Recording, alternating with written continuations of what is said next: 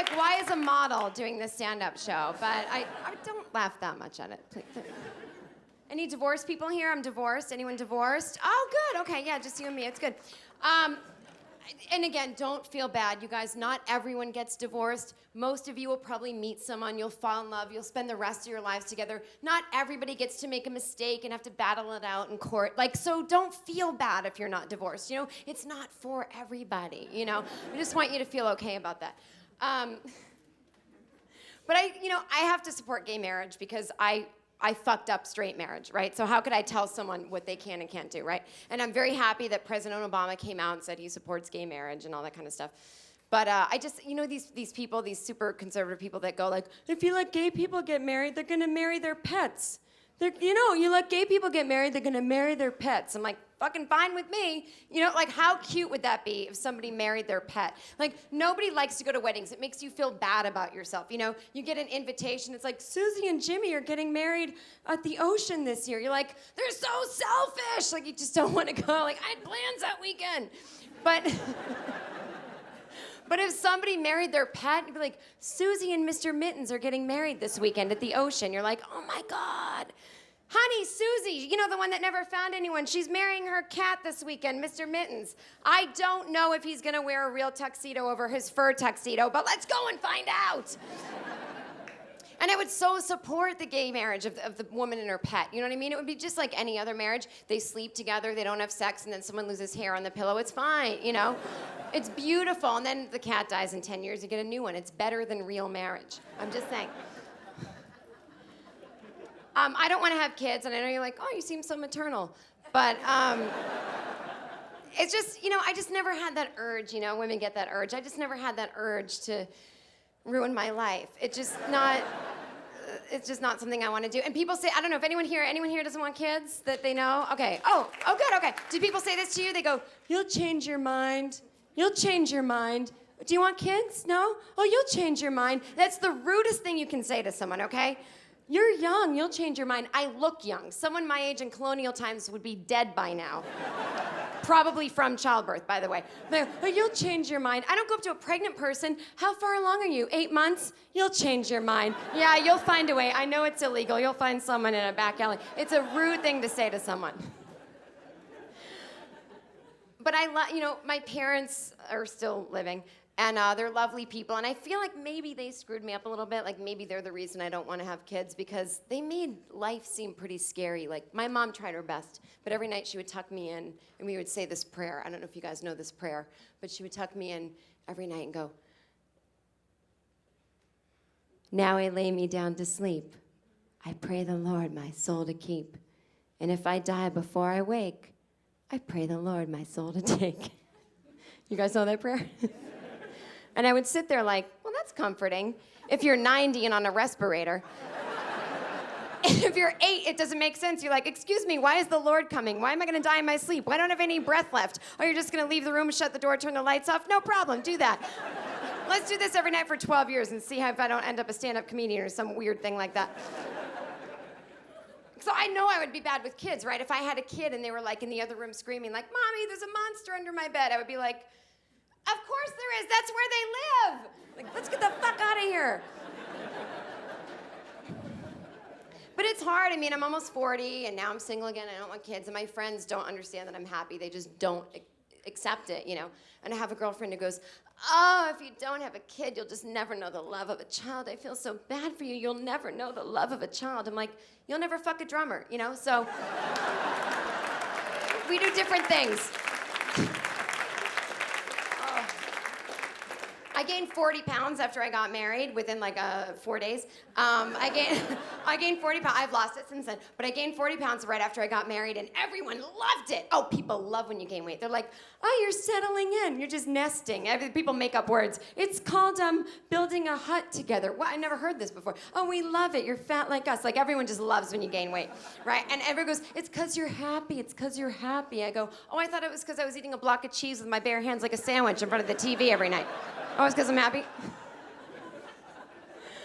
I finally lost the weight. It's a diet program I call Eat 5 Less Donuts a Day and Try to Walk for 10 minutes. It takes 2 years, but you will take the weight off, I promise. But I tried everything to lose the weight. I tried everything. I even would set my alarm. You ever do this? Like, you're not a jogger, but you set your alarm for 6 a.m. Like, I'm gonna start jogging tomorrow. And like, you go to bed, you set it for 6. The alarm wakes you at 6, and you're like, what the fuck? Who said that? You throw it across the room like someone else said it, or like the alarm said itself, like it's judging you, like bat, bat, bat, bat. I'm like, I can't get up at 6 a.m. and start jogging. It's dark out. There's like farmers are not even up at this hour. I'm gonna get raped if I go out at 6 a.m. I'm saving my life by staying in bed and staying heavy. I am not getting out there. I think one of the most difficult things for me, you know, living with someone or being married, doesn't matter, you know, whatever, however you do it, is you kind of think to yourself when you're in a committed relationship and you live with someone, you just think, when am I supposed to masturbate? You know what I mean? Okay, people, calm down. Don't get quiet. Women have been masturbating for 5 years now. It is totally normal. It's totally fine. We can talk about it. And I know you might be uncomfortable with the subject, and I get it, it's weird, right? But you're probably a visual person like I am, so you're picturing it.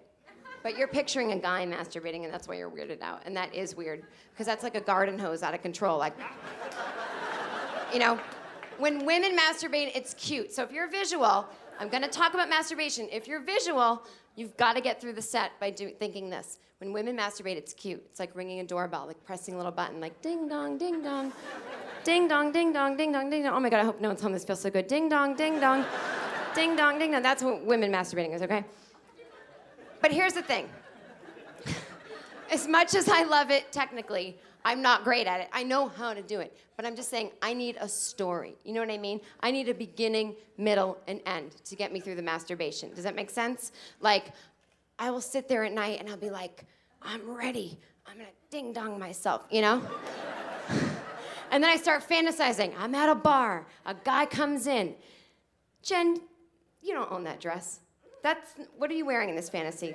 You don't own that dress, Jen. Take it off. Take it off. Jen, you didn't do laundry this week. You cannot wear that dress in your fantasy. Start over. And I just do that to myself all night. And I wake up the next day like, in such a bad mood, right? Because I didn't release it. So if you work with someone who's kind of bitchy, they don't have a story. You don't go up to them and be like, oh, you're cunty because you don't have a story. Like, I'm just saying, that's what it is. But I know men are different, right? Like, you'll look at a porn magazine or a video or whatever, and you're like, and it's done, you know?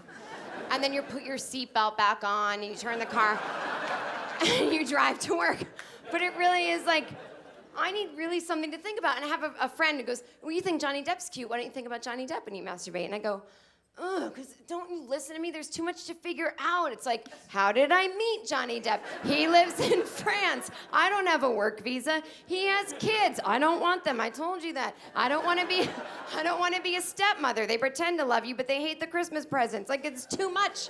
It's too much to figure out. I asked another friend, I go, what do you think about when you masturbate? I asked a guy, he goes, Megan Fox. I go, Megan Fox what? What's the fantasy? He goes, she fucked me. I go, how? How did that fantasy start? She fucked me. He goes, so you just start straight fucking. That's a fantasy? That's where men's fantasy start, is just straight fucking. He goes, yeah. I go, but your stomach is showing under your t-shirt and there's mustard on it. What do you mean? Why does she like you? Like, men have total confidence in their fantasies. I'm like, I'm in my own fantasy, like, I'm sorry. You know, it's horrible. I asked another guy friend of mine, I go, what do you think of when you masturbate? He goes, boobs. I go, boobs what? He goes, boobs. I go, whose are they? He goes, I don't care. I go, what if your grandmothers show up? He goes, as long as they look good. I'm like, what? So what are the boobs doing? Are they on like an assembly line? Do they have wings? Is it like a whack-a-mole machine? What do you mean boobs?